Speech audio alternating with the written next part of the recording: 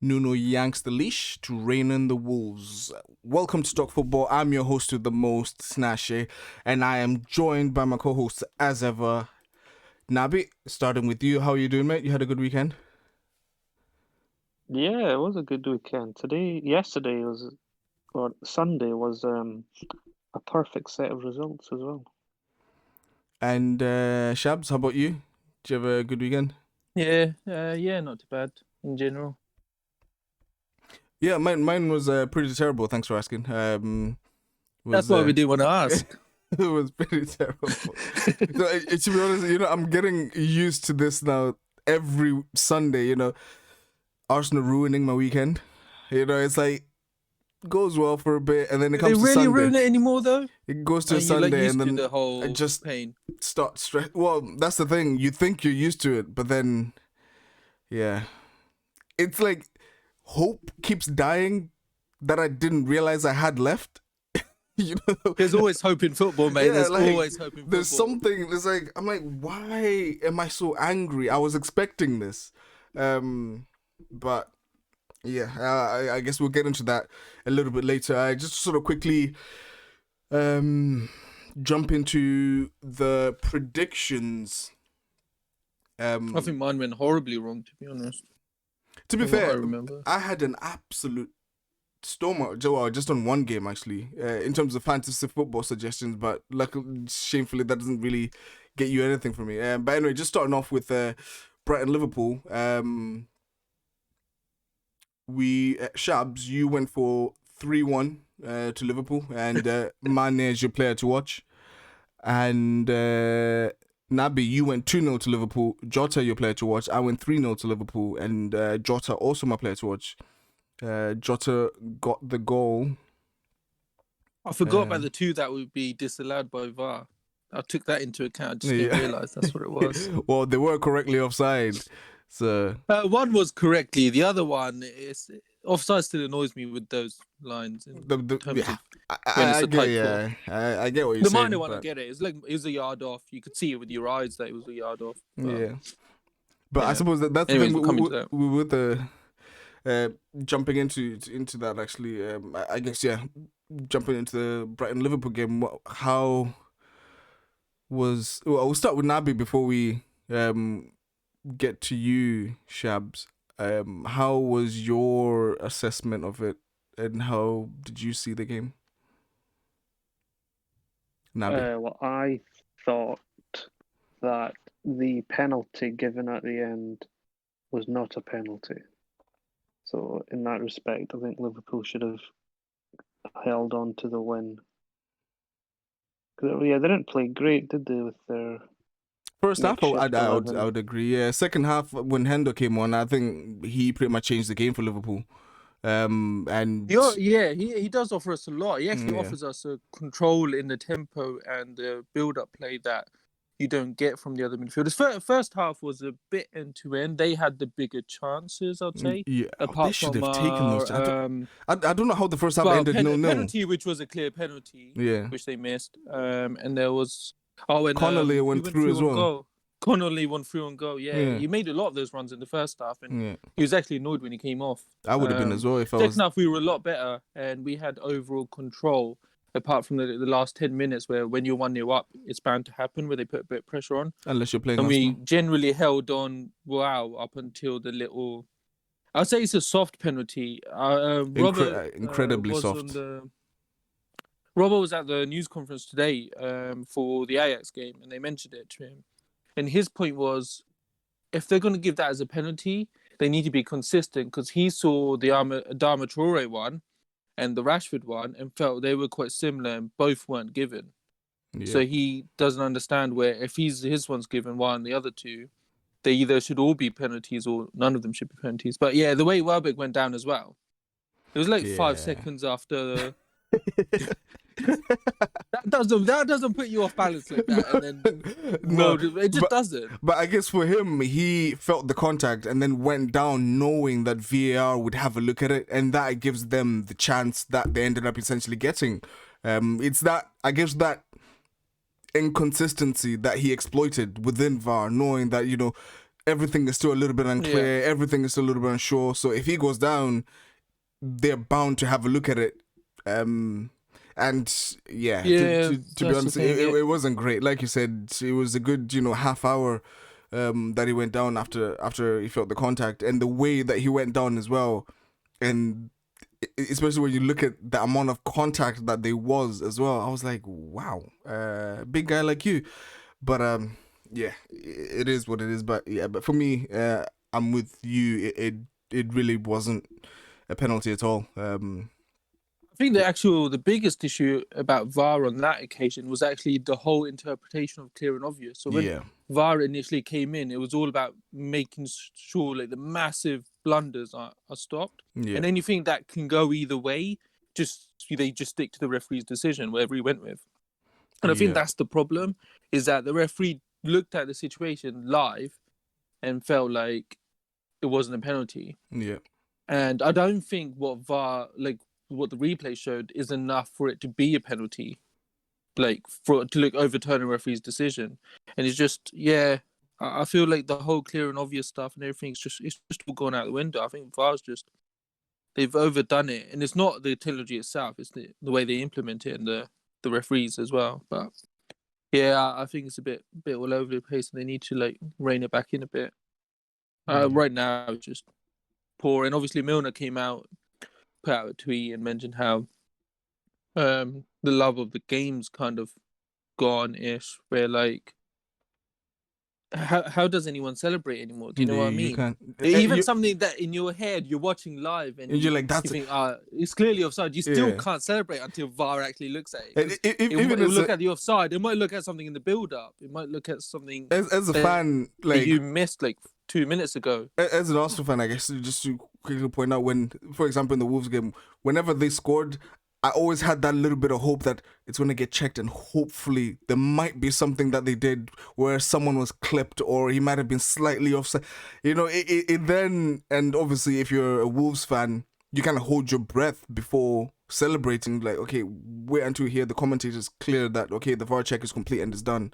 But yeah, it has sort of taken that away. And even players now, when they sort of celebrate, it's almost like half-heartedly, like almost like looking at the ref. The enjoyment of football is the adrenaline, the moment, like the moment a goal goes in, and that adrenaline, that enjoyment, that excitement, that release.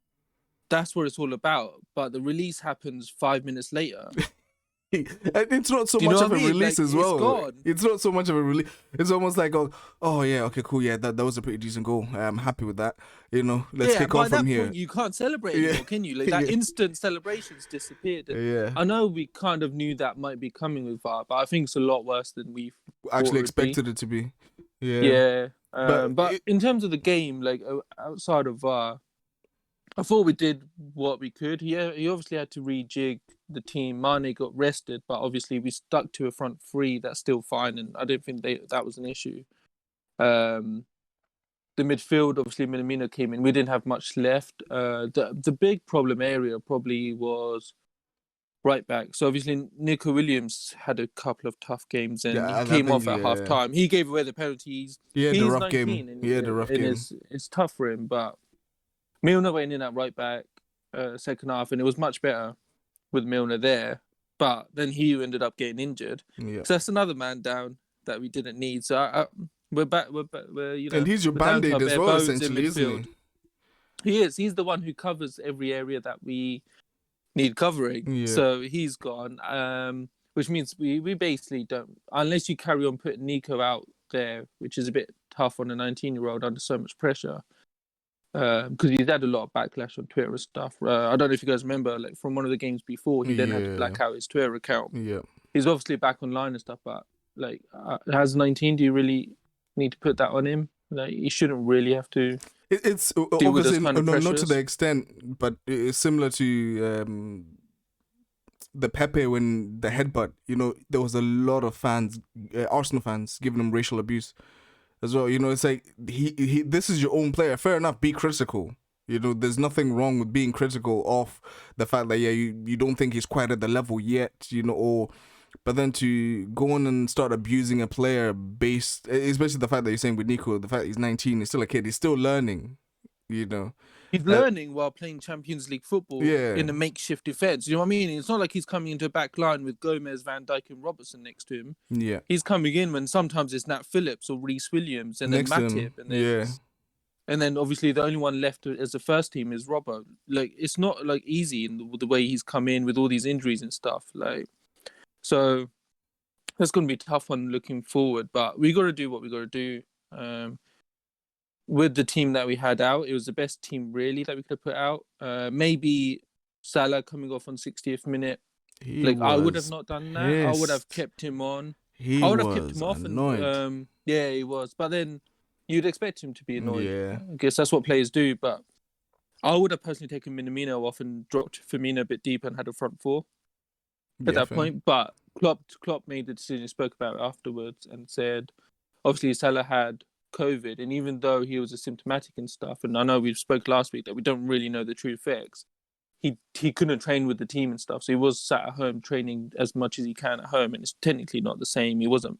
So to come in and just do 60 minutes and then 90 minutes and stuff, you're risking an injury at a time where we don't really need to risk injury. Yeah. It's the one position that we actually have a lot of depth in. Players at. Yeah. Everything else is gone. So Klopp did say our defense midfield were running thin.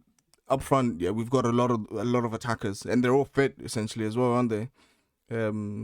So from the situation we had, we did what we could. And I think it was. I thought fair. The second half was good, and it was good to see Henderson back, basically. Yeah, sorry, I was just going to mention. I think it was fair taking Salah off. To be fair, I know he won't have been happy about it, but Minamino hasn't played. He hasn't played a lot of minutes, so it would make more sense to keep him on and take essentially one of your star players off. And we've got so many games coming out. Like, we're playing again on tomorrow. Yeah. So it's not like they've had huge amounts of rest. So now Salah's... I know we ended up drawing the game, but now Salah's had that extra 30 minutes rest that, he would have stay on for. He's gonna start, hopefully, even more fresh for the next game against Ajax, which is a big one. So we needed that.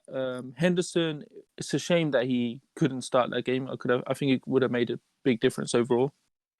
But he obviously showed what difference he makes. I know everyone talks about he's a leader vocally, this and that, but what's his really on the ball play? Is that really good enough? And I think it's more what a world-class team like Liverpool, he still makes it's more what it allows your other midfielders to do as well, because he essentially just sits at the base and then essentially, I guess, he sits at the base, quarterback, keeps the ball moving, essentially in American football terms, isn't he? He essentially plays as the quarterback, finding the passes. And he lets the players go forward and do what they need to do, basically. Yeah. Because that's the thing, in the first half, you had Minamino dropping deep to try and get the ball. Very deep, and it's just not his game. It's just not his game at all. Exactly.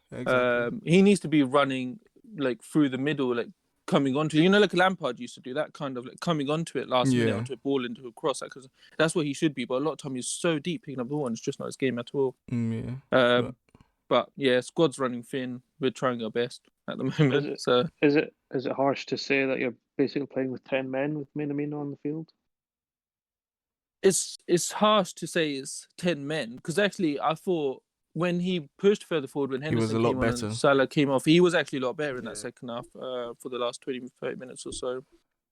First half he was completely average. I would tend to agree with that. Second half he was much better. You're essentially asking him to play a type of way that's not suited to him. Which and it's just not easy at the moment. It's just not easy at all with the way our team is and stuff.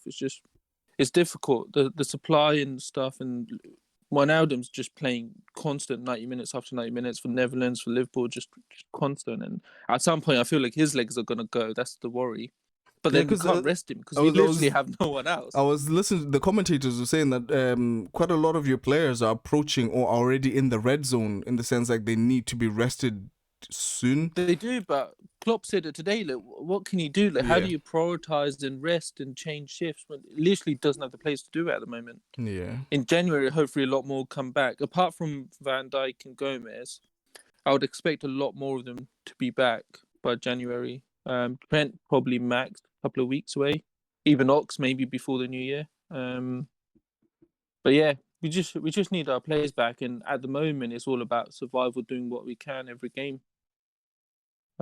We did the best we could. A tough away fixture against Brighton. Near enough could have come away with a win, apart from that last minute, that penalty. Like they missed big chances, but in the end, could have scraped that win. Didn't happen. Yeah, well, which is fair. I guess, with the amount of injuries as well that you guys are getting, there are going to be ups and downs, but I expect the downs to be like this, the draws, etc., etc. I wouldn't expect it to be sort of anything. One blessing though is Jota again. Yeah, still great goal, great player. Just killing it. When are you guys playing Fulham? 3 weeks, 2 weeks away, 2 games away. Okay, cool. I'm sure. I might load up on Liverpool players. Try and close the gap. But some of them's bound to get injured too. So at the moment, I think a lot of Liverpool fans right now, and even Klopp himself, are just trying to come out of games without any injuries. Worst possible 1-0 and just have no injuries. That is like the dream right now. I couldn't care less about a great game. Yeah. Just come out with no injuries. That's really the hope for us at the moment. No, I mean, which is fair enough, to be fair, because like you say, with the amount of players that are going down for you at the moment. But I guess before we sort of move on to the United game, I just wanted to touch on some of Klopp's comments, because me personally, I'll see what you guys think. I'll see what you guys think on the view. But personally, I tend to agree with him, that in the sense that I get, what people are saying, that the 5 rule sub gives advantage to the big teams. But personally, I think that in terms of protecting the players, it is the best thing to do. And also, I guess we'll touch on it as well when it comes to the Arsenal game. There's the chat now about a concussion sub, allowing teams one substitute for a concussion, and not for it not to be part of your, I guess, normal 5 or 3 if it's to change to 5. Sorry. Which I think would be a huge, because that's one of the things that kind of makes teams reluctant to make the sub. They'll do the assessment and kind of feel, well, if you're fit to play, you can still go. But I suppose just going back to what Klopp said, Nabi, what are your thoughts on that? I think we might have touched this on a prior pod, but it seems like the topic is starting to heat up a lot more now. There's a lot more play, because he even mentioned Brighton play 1 game a week and they had 2 players go down with muscle injury. So now imagine teams that also play in Europe, which all our teams do, though mine at a different level, how it will impact that. I suppose more so for United and Liverpool, because you guys are still playing really important Champions League games, or you're playing in the Champions League where you want to win all your games essentially. What are your thoughts on that? I forgot what the question is, because you started it like 10 minutes ago. On the 5 subs. Yeah. Yeah, I mean, well, there's nothing more to say. I mean, I don't know what the number is in terms of wanting it to not wanting it, but I think more people want it than don't. So they've just got to find a way of convincing you were saying about the ones 16 teams, didn't he? Yeah, but then I'm sure that's what you need. 16-4 is what you need to change it. I think they're only 1 or 2 out, but anyway, they're close, I think. So Wilder definitely doesn't want it. Yeah. They just need to find a way to convince the ones that don't. But I think they are close to getting there. I just think there's just so much talk on teams doing it for their favours and benefits and selfishness. In the end, medically, if all the medical staff, I don't know if they have, but if everyone's saying that for player welfare and the injuries and all that, muscle injuries and everything, they need the 5 subs, and how is it fair for a manager to come out and say, oh, they're just doing it for selfishness, they're doing it because it benefits them? Like, why can't the medical staff come out and be like, look, really would help? And if you think about it the other way, EFL recently changed it to 5 subs. Yep. And every other competition in Europe, including the Champions League, is allowing 5 subs. And it's just crazy how the Premier League doesn't. And Klopp made the point that, yes, the big sides are bigger squads and they're used to playing 2 games a week with the European football, but they have to consider the fact that it's a COVID-affected season. There was no pre-season at all. Mm-hmm. It's even more congested. Like, all season, it's practically been in December. Mm-hmm. Like, normally you wait for December, and that's a tough period where you're trying to avoid injuries. Yeah. All season's literally been like December. Yeah. So I just don't understand the argument anymore of managers like Chris Wilder, where they just go on about the big clubs trying to get their own benefit tactically and stuff. I just feel like it's because Klopp's coming out and he's the manager of Liverpool. Just like the same would be if Oli comes out, or Arteta comes out, or Lampard comes out. It's the top six. It's the big six kind of mindset. They want it. They want to, they have the big squads. They can bring players on, help their advantage and stuff. But it's not. It's just not what it is. Yeah, because the other thing now, especially if you're looking at what Klopp was saying about 15, 16 teams are in for it, that's more than, if my maths is correct, so that's more than the top 6 places in Europe. So yeah, for me, it's purely on the basis of what you said, player welfare. Sorry, it has to be changed, and I think I kind of agree with what Robbo tweeted out and said as well. He was like, when are people who actually play the game going to have a say? Like when have played the game. Yeah. Neither are being consulted. Yeah, The players, ex-players and current players, none of them being consulted. De Bruyne also pointed out after, was it the last game or the game before, where he's like, I don't even understand rules. Oh, the handball rule. Yeah, it was last game week when he was saying, look, the rules have changed so much within the last sort of 3 years. I don't even know what the rule is anymore. Whereas if you look beyond that, exactly. The rules had been pretty much straightforward up until recently. So yeah, I guess that's that. And yeah, moving on to the United versus Southampton game. Just looking at the predictions there. Shabs, you went 1-1. Shea Adams, your player to watch. Naby, you went 2-1 to United. Bruno, your player to watch. Obviously, he got a goal. And then I went 2-1 to United. And Cavani, my player to watch. Obviously, he got 2 goals and an assist, which essentially, drove United to the W. So... yeah, Nabi, what were your thoughts initially on when you first saw the lineup and how the team played?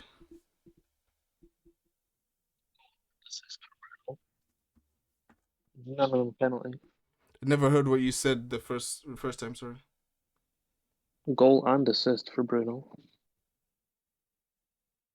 Oh, was it? Sorry. The lineup was... well, surprised by Lindelof playing with his injuries and Tuanzebe not being able to play PSG, but he went for the usual back 5, or the usual at the moment back 5. But he did change things in midfield. He brought Donny in. And I don't know if it was his plan to have Martial in the 11, but I think he became ill overnight, which is why he didn't start. So he went with Rashford and Greenwood up front. So we don't know what the initial plan was before Martial fell ill.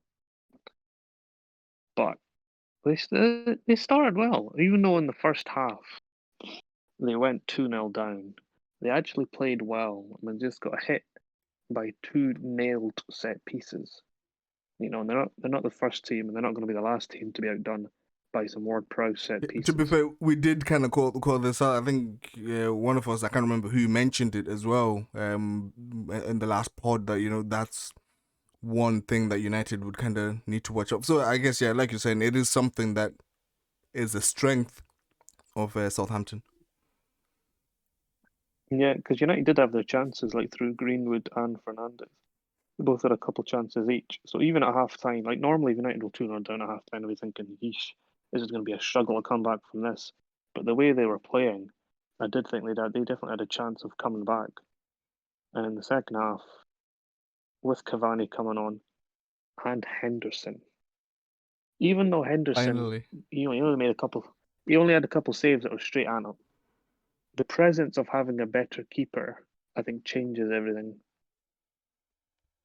So that obviously changed things, and with Cavani, they had a proper striker up front with his movement. Some of his movement was absolutely lethal. I'm not gonna lie. Some of his movement was top notch. Yeah, the movements of a pro, which is what they bought him for. And yeah, he made the difference. Got us back into the game. It was a great result. What they needed.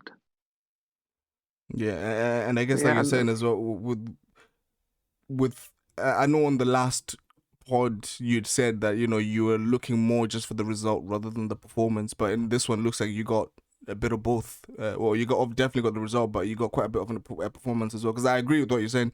In the first half, I don't know how you didn't take some of the chances you had. To be fair, and the thing is, you can see Greenwood is like really desperate to get himself a goal. a So it goal, was the yeah. same in the Champions League game against Istanbul. I think he could have put Cavani in, but he went for a shot himself. He seems really desperate to just get himself a goal, which is probably, I think, part of why he came off at half time. Oh, because I guess it is one of those. He'll learn because he's still really young, isn't he? What, 18, 19? He's one of those. I think it was 1-0 down. If it was 1-0 down, I think he would have stayed on. But I think it was 2-0. He needed to make the change. Yeah, because you needed to start taking advantage of the chances you were creating. Because and it was also for a delightful ball by Rashford for Cavani's second goal. And obviously you had Cavani's movement in and out, and then get on the end of that, which was something to feast your eyes on. Yeah, I think it's the same movement he's been doing in basically in every game that he's played. Because at when he came on against Chelsea for his debut, I think they had a corner. First thing he did, run for the front post. The ball didn't come in. Second thing he did, run to the front post. Ball came in and he just flicked it just wide of the post. Yeah. So I think it's clear what he's going to do. If he hit the front post, looks like he would definitely get in front of the defender, and get that flick on. Shabs, what were your thoughts on the game? For me personally, they played better than I expected, to be honest. United. Yeah, I thought United. I thought it was quite even in the first half. Obviously, there's 2 moments of brilliance from Ward-Prowse. A great corner and a very good free kick. Can't really blame De Gea on that. I don't know if you had any other thoughts, Naby, because I know you have that agenda against De Gea, but I thought you can't really blame him on that one. You can't blame De Gea, but I think Henderson saves it, of course. At least one, maybe both of those goals. De Gea injured himself trying to get to that. Just saying. So I thought it was a good first half. I know United had their moments, but also I felt like Southampton were poor in moments trying to control the game. I felt like in the second half they could have done a lot more to be safer, and it might not be his style, but I just felt like that first goal that United scored where Cavani crossed in for Bruno, it came from the right-hand side where a player was under pressure and they were trying to do a quick 1-2 passing. Yeah. And the player that got tackled ended up surrounded by 3 United players, had nowhere to go. And just sometimes where you just think, run back to the keeper or, do something different, put it out for a throw, that kind of stuff. Yes, it was good pressure from United, but I don't think Southampton did well to try and control that game at any point. Once United scored that first one to make it 2-1, you got to, you kind of knew that United were going to win. Try and hold on to that 2-1 lead. And Southampton's got to try and hold on. I just felt like they still tried to carry on playing their game, lost the ball in too many dangerous moments rather than just trying to sit and control. Because United's one big problem has been trying to open teams up when they sit deep. So why not sit deep and just try and use Walcott and just give Bruno no space to do anything? And it's probably easier said than done, but I felt like Southampton kind of created their own downfall a little bit there as well. But it was very good from United, and Cavani changed the game as well as Bruno, as always. Yeah. It's all through Bruno, isn't it? But Cavani helped when he came on with his movement. Yeah, definitely. But Joe, you got more to say on the performance, Naby?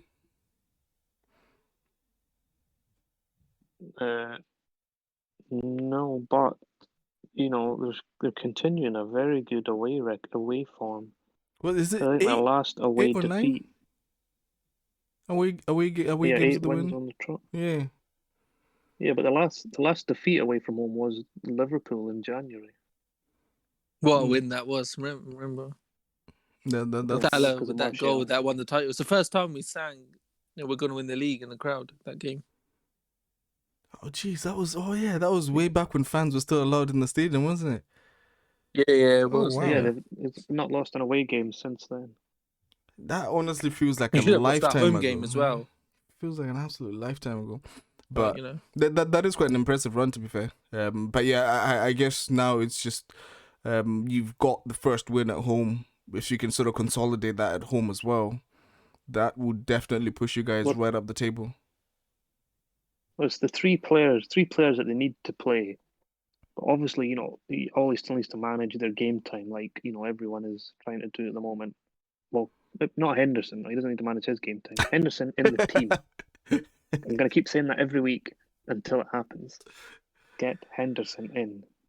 Well, to be fair, now is his chance, isn't it? Depending on how long. Do you know how long De Gea is out for? I don't know. I feel like they're going to try and rush him back for some because that's all he likes to do, just have De Gea no matter what. Didn't Solskjaer say he's optimistic for Wednesday night? Yeah, yeah, disappointingly. Sounds like the moment De Gea's fit, he's back in no matter what. Yeah, that's what I was going to say. Like, I don't know. Probably Henderson's chance now. Now the fact that De Gea's injured, he can show his form and keep that top spot. I don't know if it's in his contract that he has to play. I can't see any other reason why he keeps playing him no matter what. But I think Henderson could have the best game against PSG, which is your next game, and still De Gea will come back in. That's my personal thought. Yeah, that's the way it seems to be. Yeah. But the other two are, I guess, the two signings of Donny and Cavani. Because Donny makes a big difference. Just the way he gets the ball and he just takes it around the corner. He just moves the play on so well. Yeah, Cavani gives us that proper striker up front. No, that's kind of one thing. Yeah, I like about Donny as well. I think I mentioned in the last pod, that he's got that ability to either just flick it around the corner, opening his legs, let it run through him, or he's got a really clear picture of the pitch, of what's around him and the players in and around him. He knows very clearly where his teammates are, and that's pretty big. I think the only thing is, I think he did pick up. I think he put a picture up of his ankle. Oh, like I his saw ankle that. looked really swollen. I saw that. Then he tagged it. Welcome to the Premier League. I saw that. Yeah. So if he can get that down, I'm should be able to play more. Hopefully that. I'm sure Ice Pack would do that fine. To be honest, because you guys you're already through in the Champions League, aren't you? Not yet. Oh no. Oh, sorry, you had that loss. They need one more point. Right. Okay, fair. Yeah, they need one more point. Yeah, because I was gonna say, I guess if you're already through, there's no need to rush him or play him in the Champions League. Just give him a rest. Play someone else. But fair enough. Yeah, I feel like there was something I wanted to mention there. I'll say if it comes back to me, I will let you know. And yeah, I guess to go to the final game really, which is Arsenal Wolves, and Nabi, you went 1-0 to Wolves, and you had Jimenez as your player to watch. Shabs, you went Gabriel, your player to watch, at 0-0, and then I went 2-0 to Arsenal, and Saka, my player to watch. But I'm back to Saka, yeah. Pardon? Yeah. Back to Saka. Before we, I suppose, fully go on, I just wanted to touch on. I mentioned it when we were chatting about Liverpool, about the head injuries. I guess it's now open that sort of discussion again. That I personally wasn't too happy with the way that Arsenal handled. I know we spoke about it in the group chat, Shabs. Like, I wasn't too happy with the way that sort of Arsenal handled the David Luiz situation. But I suppose before we even get into it, like, just our thoughts obviously are with Raul Jimenez and his family. Because obviously he had a fractured skull. He had an operation last night, but seems to be recovering well. There was a journalist, Charles Watts, that I listened to, and he was saying he was at the game reporting on Arsenal, and even the commentators were saying it, to be fair, that you could hear the sound of the impact, and it was pretty You can hear it brutal. from the TV. It was pretty brutal. Because I watch it without the crowd noise, the sound effects from the crowd. Yeah, see, that's and you literally can hear the crack. I watch it with the crowd noise. Everything is always a second delayed, but yeah, in terms of that, that's why I don't. You could literally see instantly from the one thing that for me you can kind of tell how serious an injury is how the players, teammates, and other teammates react when that player goes down or whatever the injury is. With Raul Jimenez, he was just lying there still, wasn't even moving at all, and yeah, obviously such a serious thing. But starting with you, Nabi, what do you have any thoughts on sort of the current rules and regulations on head injuries and how it's currently carried out? They should give the extra sub for concussion, so a player can come on, so they've got that extra time to assess the player that's been injured, whether they can come back or not, so they're not making a decision right then, and then they have to either go down to 10 men or use up one of their subs for the rest of the game. So they should be allowed that extra sub for, I guess, concussion or blood, like in rugby. Yeah, I if agree. somebody's got, because like too often you see somebody is bleeding, they'll patch it up so you can come back on, but then the blood will just come back through the dressing. Yeah, which is what happened with David Luiz. Like, it was literally just dripping through. And that's the thing. Like, if you watch David Luiz after that incident, he wasn't heading the ball the same. Every time he went for it, he would almost like tense his head really hard and try to sort of caress the ball every single time. Which I don't blame him for, to be honest. Like, and at the same time, I was saying I wasn't happy with the way that Arsenal dealt with it, but with current Premier League rules and regulations, you're allowed to do what they did. You know, I guess that's where the issue is with the current rules, that, you know, you shouldn't be allowed to keep a player on after the leg. I'm completely with you, Nabi, in what you're saying. The extra sub would definitely be a help to the clubs, because that's the thing. The physios and the manager, you're having to make a quick assessment, a quick decision based under pressure, based on the fact that you want your player back on the pitch as soon as possible. You want to be back full up to 11 as soon as possible. So things are not always going to be done in the best interest of the player. It will genuinely be like, okay, cool, how can you play, yes or no? If you can, obviously that's when you have to make the sub, but generally managers are usually reluctant to make the sub unless they feel they really have to, which I'm assuming once the medical team had a proper look at David Luiz during halftime, they decided, you know what, he's not fit enough to Arteta did come out and say that, you know, he wasn't feeling 100% comfortable, though at the time he'd said he was fine. And I think the issue with David Luiz wasn't more the concussion, but just the blood. And yeah, I agree with what Nabi said as well, in terms of even if there is blood. What about you, Shabs? Yeah, same thing. Other sports do it now that everyone takes concussion seriously because of the long-term effects as well. Yeah, they just need to take the pressure off the staff that are trying to give the go-ahead to not have to use up a substitution on something that they might not need to. So someone else, like Rob Holding, comes on for 10 minutes while they properly assess him back in with proper equipment, assess him, check if he can come back on while Rob Holding plays. So no pressure on the manager. Yeah. And then if he doesn't come back on, you carry on with that player.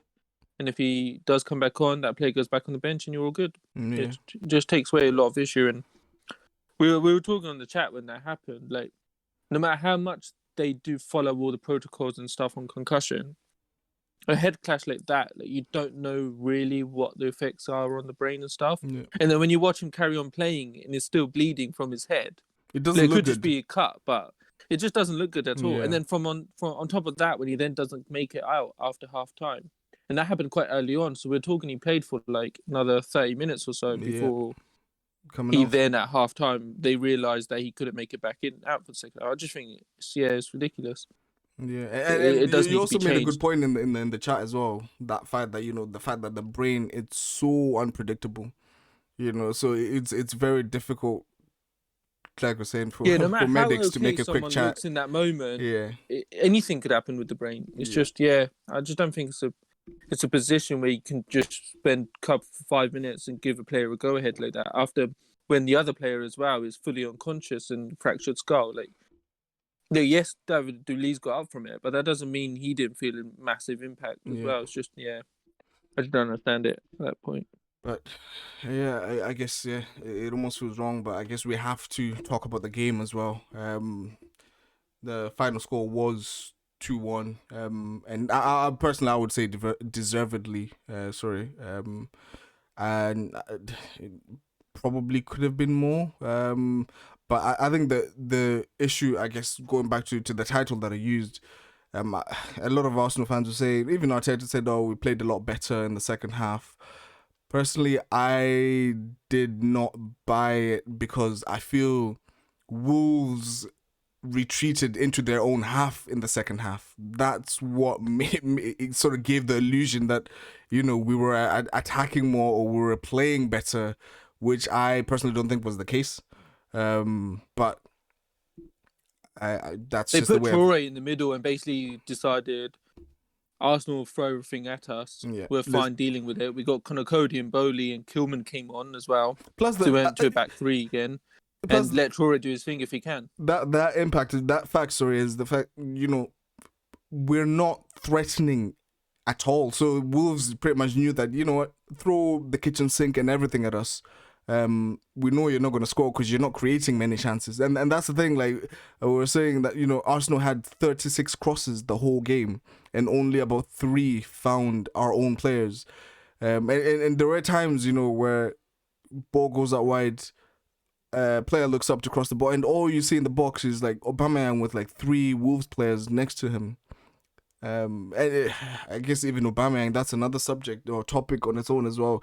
That's probably the worst performance I've ever seen from him in an Arsenal shirt. Even his body language, he didn't look committed. Some of the crosses that were coming in, it was almost like I'll look like I'm going for it, but if I don't get there, well,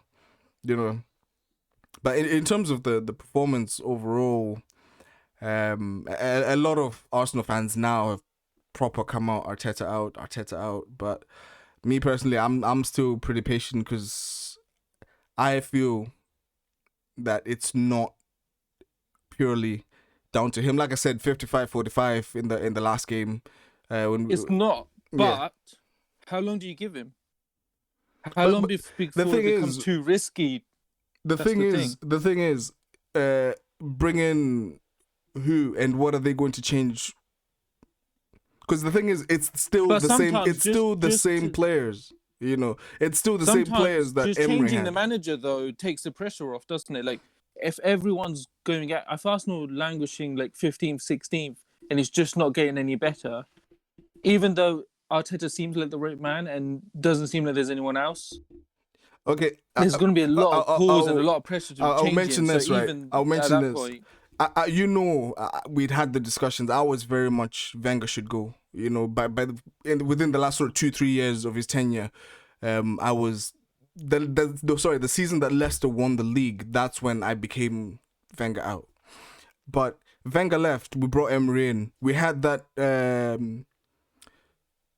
I guess some sort of manager bounce, went on that 22 game unbeaten run under Emery at the start of the season after we lost to City. But then after that, all the players started plateauing again.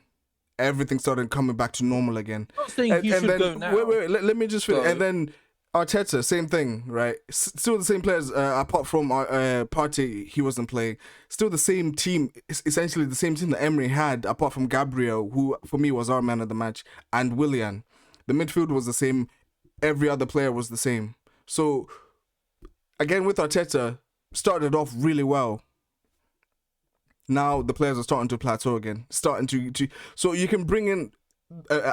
I guess the thing is, I get what you're saying. You can't fire the squad. You can't do it. You can fire the manager, but you can't change the squad. But the thing, the route I don't want to take is, even though I get it, they're doing a lot better, but I wouldn't want to do it in the sense the model that United went, in the sense bring in a good manager, give him a year and a bit. If it's not going well, sack him. Bring in another good manager, give him a year and a bit. If it's not going well, sack him.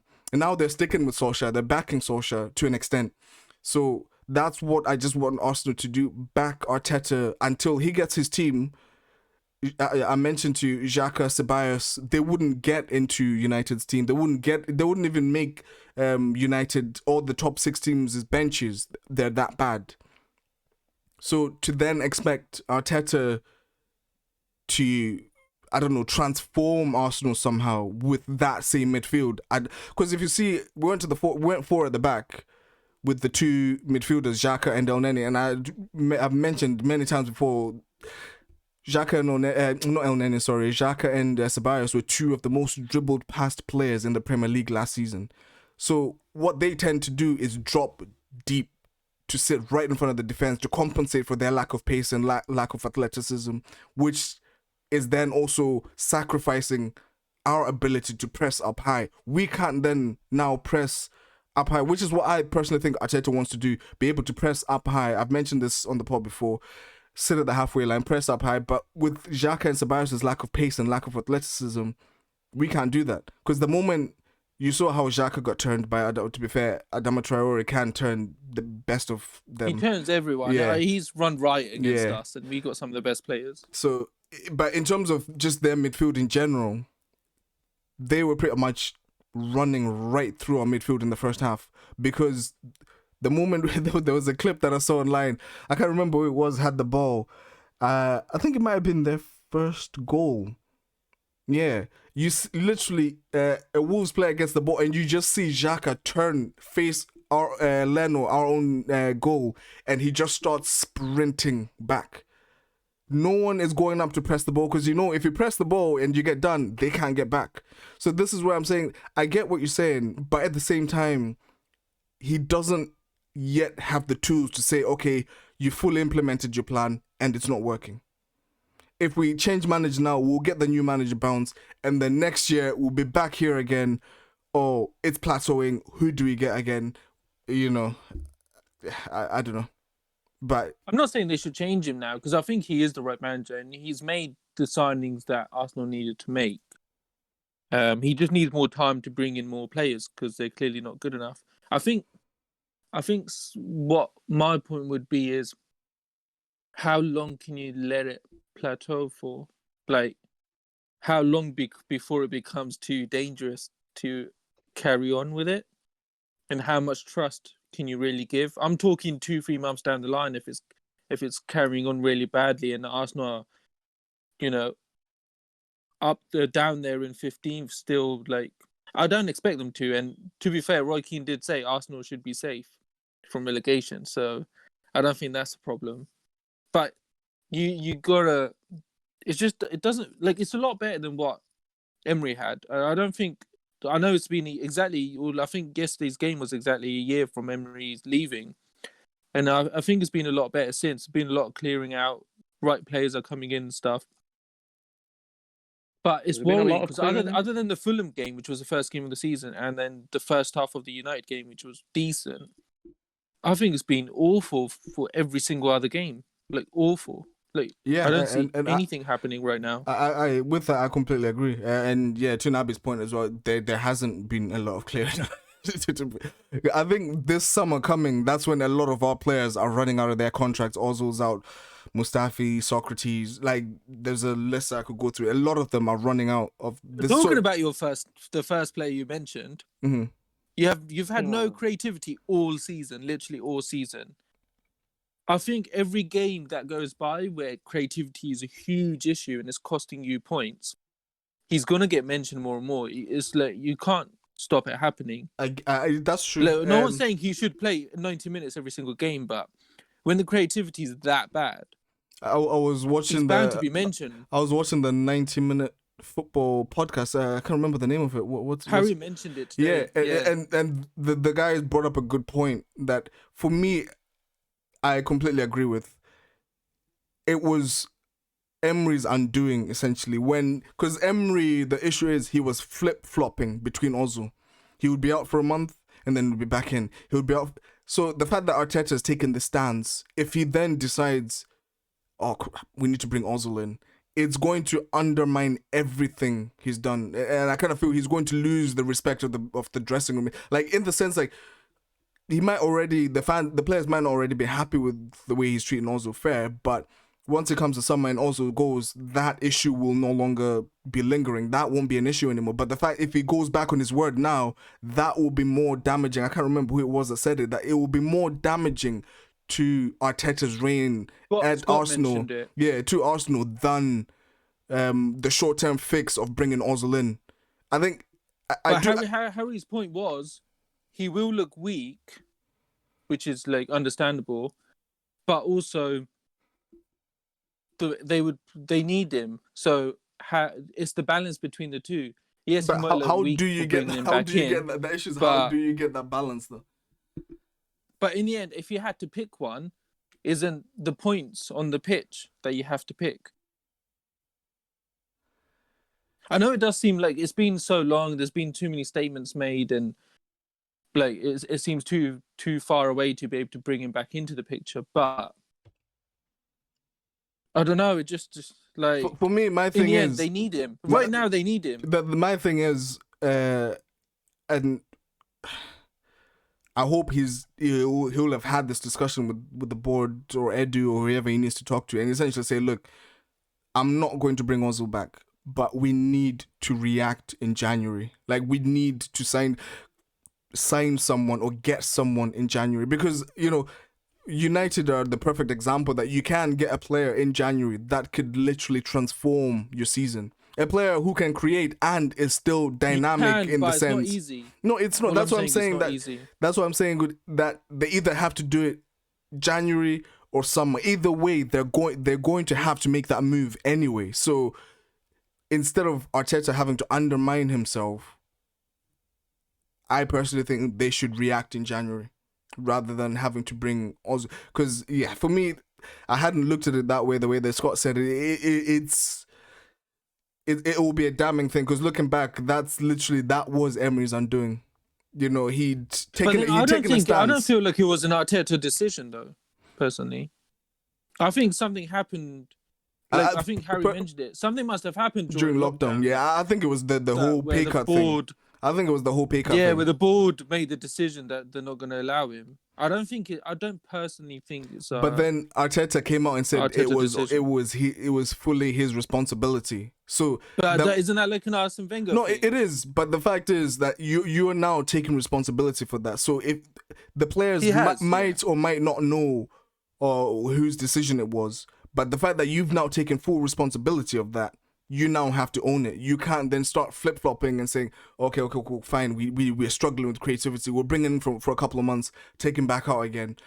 Because I gave you the examples last time, like when Emery would bring Ozil back in, it still wouldn't fix anything. So I don't understand this whole idea now that it would actually fix the issue. No, I don't think anyone's saying it would fix the issue, but everyone's saying it could clearly help the issue. It could definitely help the issue, because creativity is a massive, massive problem for Arsenal. I don't know what you think, Naby.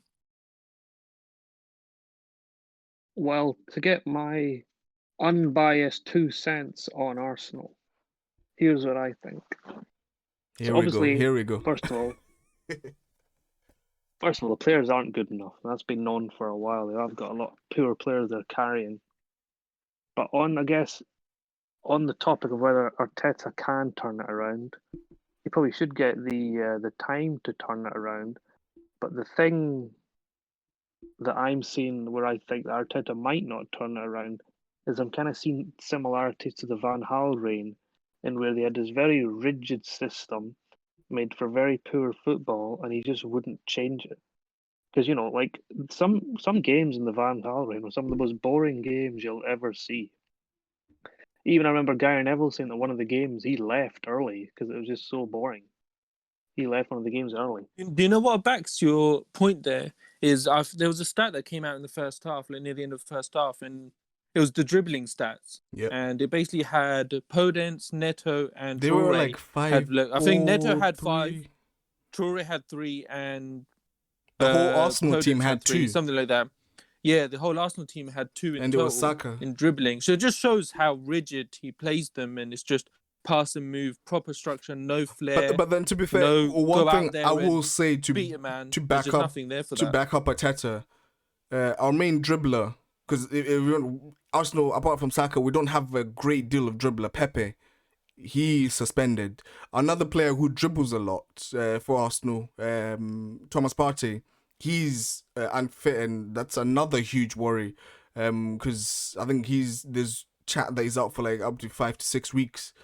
So if that's true, Basically, Wolves' front three are Wow. better than Arsenal's front to three. be fair, I was looking As at that. a- I was as looking a at that, group. especially Podence. I was like, I would have him in our What team. a goal, by the way! What a goal! Bloody The hell. flick over Oh my Gabriel. god! And Roy Keane And then I made a spin really and good point that if that was Messi, we would be drooling over that. Like that was a really, really good goal. I'm not gonna lie to you. Unreal, like the composure to do that. Yeah. Balance. To That's drop down in- something you do in fives, finish. you know, never mind the Premier League Yeah, game. when there's no pressure and Yeah. you're just casual. You got Gabriel coming at you, sliding across. You just lift it over him.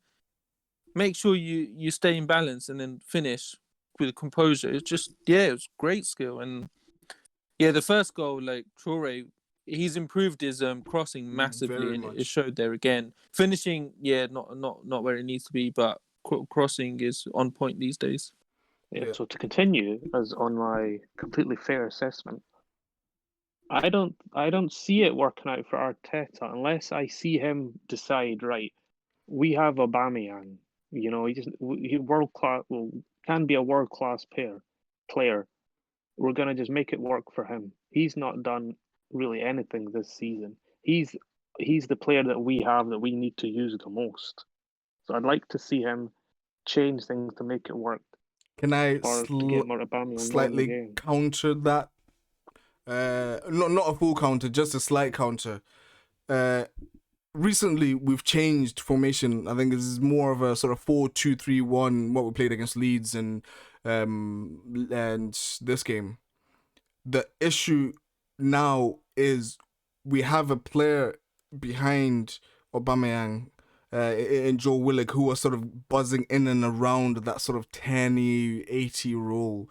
But the issue is Xhaka and Ceballos are not getting the ball to Joe Willock. You saw the pass map that I put on the group chat. It was a perfect U. There was nothing going through the center. One thing that Thomas Partey did for Atletico and would do for us is finding those penetrative passes through the middle. There's a clip, a video that T4 Football did of how I think it's called how are Arsenal using Thomas Partey.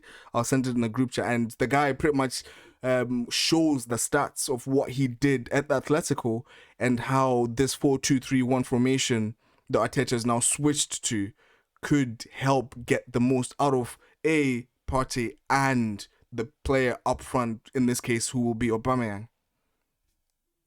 But I do agree with you up until now. But I'd also say that Aubameyang has done it with the same players that are there. Playing out wide. Out wide wasn't working either, though. Yeah, but even with Emery, nothing's working right now. Aubameyang still had periods where he was scoring more than he is now. But if you look, still done it with the same players. This is the thing. If you look at the underlying numbers in terms of the XG, he was outperforming his XG. Aubameyang was scoring from situations you generally wouldn't expect him to score from. Right so now, this is now essentially XG, what you're seeing now is essentially the catch up of the underlying issues that were happening at Arsenal. Because that's the thing, if you were to look at the numbers, I'll try and get them ready for the next pod in terms of the expected goals, etc. Aubameyang was through the roof. He was completely outperforming his XG. So this period, in terms of him hitting this rough patch, it was coming. But it was just a matter of when. I guess now is when, really, isn't it? So are you saying when we saw an in-form Aubameyang, what we were really seeing is an overperforming Aubameyang. Based on the chances that he was getting, yes, and the positions that he was getting into in the system, yes. He's a world-class finisher, isn't he? That's Yeah. what he is. Yeah. Because that's the thing, like, is- Aubameyang has never been a player, because I think, Shabs, you briefly mentioned, like, oh, you know, he's not like Kane. And yeah, he's never been like Kane to drop deep, he's a player who gets minimum touches during a game. But get him 3 chances, he will most likely finish 1-2 of those chances. But the fact is, we're barely getting him 1 chance now, you know, so it's becoming increasingly frustrating for him. But sorry, Nabi, you can continue. If you don't supply Aubameyang, you're basically 10 men. Yeah. Because he doesn't have anything else to offer. So if you can't supply him, you're basically removing him from the game. I think that's another big problem for us. Are you saying then they just have no way of supplying them at the moment?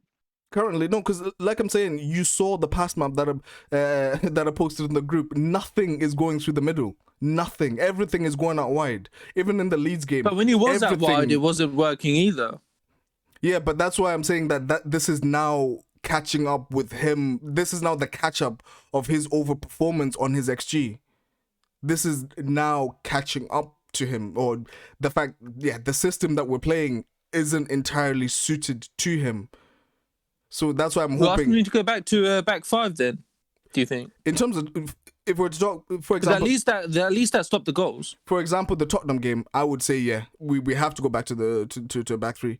But in terms of Aubameyang, I would like to see this back 4 with Elneny and Partey in the middle instead of Xhaka and Ceballos.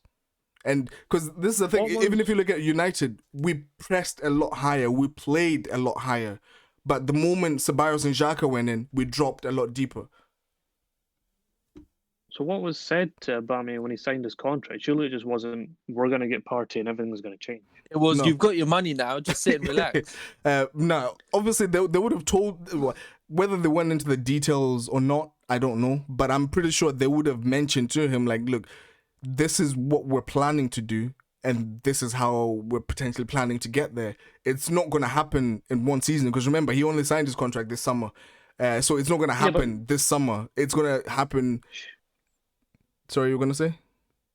I was just going to, surely he's not going to be there to sit around for 2 or 3 years waiting for this to come good. Surely he's got, this couple of years left. He'd said that, he said himself that he's, with the project, he's happy to be part of the project. So he knows that it's a building project, and he wants to be part of that. Was he expecting it to be this slow?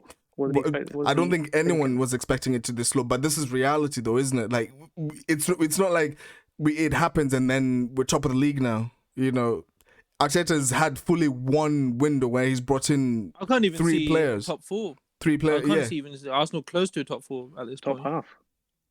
Top half is the aim. Well, what was it? We're like 4 points away from 5th at the moment. But I do get based on performances. I can't disagree with you.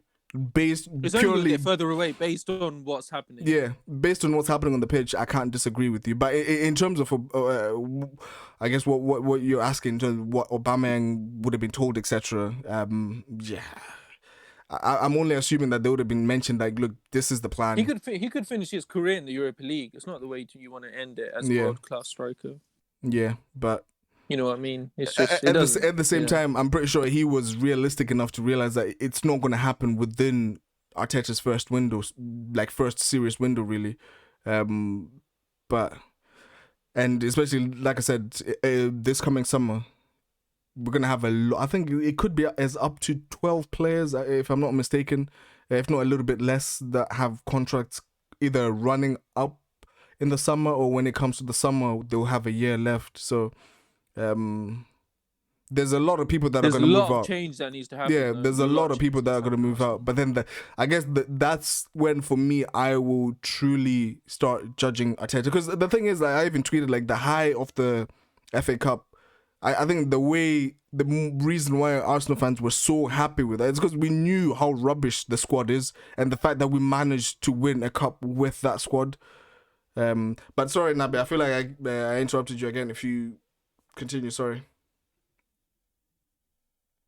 No, not much more. I guess we sent a spoiler for the listeners. Since you're not going to be with us for the preview for the derby, what is your feelings at the moment for that derby game? How worried are you? My feelings right now, I would say, would be to try and not concede more than 2 goals. That's kind of where I'm at right now. In terms of scoring, I don't see it. Like John, who's going to be coming on the pod for the preview, said something that actually made me chuckle because I think it might have been sharp, like, oh, you're going to be playing on the counter. And then John was like, what are you going to be countering with? when I saw it did kind of make me chuckle. I was like, we're at that point right now that I don't see how we're going to get goals. And I even said to my old man that when Wolves got the second goal, I was like, that's it, the game's done. Because remember, we've been saying, Shabs, for weeks now that all you need to do against Arsenal is score 2 goals. And that's it. You know that they'll score 1, but they're not going to score more than 1. That's... Even to back up that point even more, we had what I think was 13 shots in total, but in the second half I think we had I can't remember how many we had in the second half, but after the 60th minute we didn't have a single shot in the second half, and of all of the shots that we had in the second half, none of them were on target. But yet, we did have one big chance though. Header.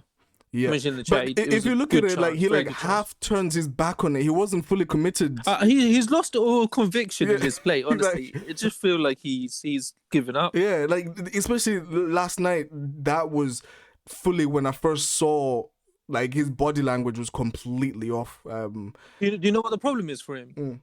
He's so much pressure on his shoulders to make that one chance count. Go in. But the thing is, like he's not fully gonna get them all game. He's not fully convicting. He's not fully convicting himself, even for that. Okay, I'll speak only based on this game. Just finish. Sorry, the Wolves game. The chance he did get, he wasn't convicted. It's not like he was really trying to. Like I'm saying, he half turned his head. And the ball hit like the side of it. It's almost like he's afraid to put his body on the line. But he's lost all conviction from that game. Worrying signs watching Oba in that game. I don't think he trusts the players around him and stuff, and I just don't think he's feeling it at the moment. Couldn't agree more. This is why it's a retirement home for him right now. Maybe I'm hanging too much on Partey, but I'll send the video to you guys that T for Football done, because it is quite some good analysis, and it gave me a little bit of hope that if the formation change will be able to help us get the best out of Partey and get the best out of Oba as well. But I guess as we're approaching the finishing line, I guess just one last question on that. Surely Arteta needs Aubameyang to get him keep getting the points ticking, to be able to give him that time to do this project. Surely if you can't get Aubameyang going, nothing gets going. This bad run keeps continuing, and that patience runs out. Yeah, that's the thing. And even amongst the fan base, to be honest, like there's already not even rumblings. A lot of fans are already saying Arteta out. You know, like they've had enough. And to an extent, to be honest, I don't blame them. I can kind of understand why. But me personally, I'm not there yet. I feel like I'm still quite a bit away from there. There are some who are just saying, you know, if he loses the North London derby, he should go. But realistically, what are you expecting from the North London derby? But I don't know. For me, I do agree. He needs to get the best to keep to get Aubameyang firing, because with Aubameyang not firing, Arsenal are not going anywhere because no one else is scoring. You know, so. And one thing I would sort of also criticize him for is, I don't understand. Did you see he waited to the 81st minute to bring Lacazette on, and we're chasing the game. Whether that was him the fact that he's already had to use 2 substitutes and he's trying to kind of wait it out to see if anything else happens to any player before making the sub or not. But I found that a bit bizarre, like just giving him only 9 minutes to try and get an equalizer. But yeah, it is what it is. Worrying times for Arsenal right now. Really worrying times. Times for Naby, I guess. Pardon? Good times for Naby, isn't it? Yeah, it is. It is. It really is. But I think that's what Naby would call the perfect weekend. Yeah, all I'll say is that I should be listened to more. anyway, Moving on. Moving into the fantasy section. It's going to be pretty brief, to be fair, because I think some of the games are still going. I just quickly checked. I saw Vardy got an assist, Shab, so you get something. With a Harvey Barnes goal. Yeah. I got both. Yeah. I've got both Barnes and Vardy and Lookman. All right, nice. You got nice. Lookman. Sorry, Naby, what did you say? So you have Lookman with surprise. Yeah, it was a decision that was advised by John, who's coming obviously on to pod on Thursday. So might ask him a few more questions for the next weekend coming up. But yeah, and he got me to put Lookman in. I've got currently 22 points, 11 below. Did you have average. anyone play from this game? No. I've got Grealish, Mings, and Masuaku. Masuaku, still to play. For Aston Villa and West Ham. So you want a 0-0, really? Yeah. Or I could. Or like they all score. Or a Villa win. A Villa win with Mings scoring and Masuaku scoring or assisting. I'll take that. Yeah. But highly unlikely, to be fair. But yeah, and I had an absolute shocker. Captain Mane. To be fair, all the players that I would have gone for to captain did nothing. Because I could have gone Calvert-Lewin. Is that your anger at me reduced now? What? Yeah, I could have just because it would have not made a difference anyway. Yeah, well, because you did say your words were nah. Man is playing. Listeners, if you're listening, go and listen to the last pod in terms of the fantasy football section. I asked Shihab, and he said with full heart and vim and conviction that Mane would play.